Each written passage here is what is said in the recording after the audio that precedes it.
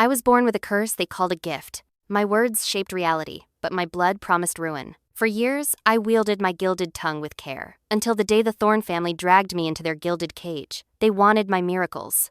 What they got, the moment their future daughter-in-law smashed a crystal glass against my temple and drew first blood, was my curse. And their empire was about to learn that bad luck doesn't just knock, it obliterates. The weight of my gift was a crown of thorns no one else could see. I was born with a gilded tongue. A whispered sentence could bend fate. A casual comment could rewrite destiny. But they never asked about the price, the curse that coiled beneath the blessing. Anyone who drew my blood was doomed to a life etched in misfortune. My childhood was a series of accidental miracles. A babbled wish made my father a lottery millionaire. At 6, a worried murmur brought a missing mayor's grandson home. At 18, an online sigh resurrected the corpse of Devereaux Corporation. Each event left a metallic taste of caution on my tongue. I learned to speak in riddles and silence. So, when Alistair Thorne, patriarch of the crumbling Thorne dynasty, knelt before me with desperation in his eyes 2 years ago, I uttered a single, measured sentence. Thorne Enterprises stock will find its footing. It soared by nightfall, buying his empire a desperate 2-year lease on life.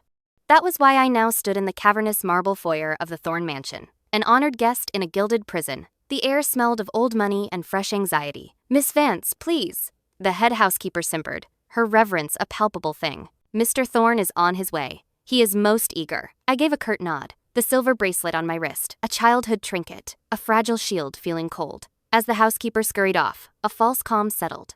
It shattered with a searing, violent yank on my hair. The world tilted. My scalp screamed as I was dragged to the cold, hard floor. The crack of my silver bracelet snapping was a tiny, tragic gunshot. "You brazen little witch." A voice, sharp and venomous, sliced the air. "You think you can slither your way into my fiancé's bed and then into his home?" Through a dizzying haze, I saw her. Juniper Frost, society princess, polished to a predatory gleam, her beautiful face contorted with rage. Behind her, a coven of similarly polished girls mirrored her snarls.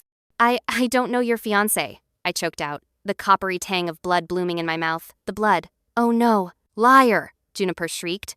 "Everyone's seen Kale following you around like a lost puppy. You and your cheap mystique."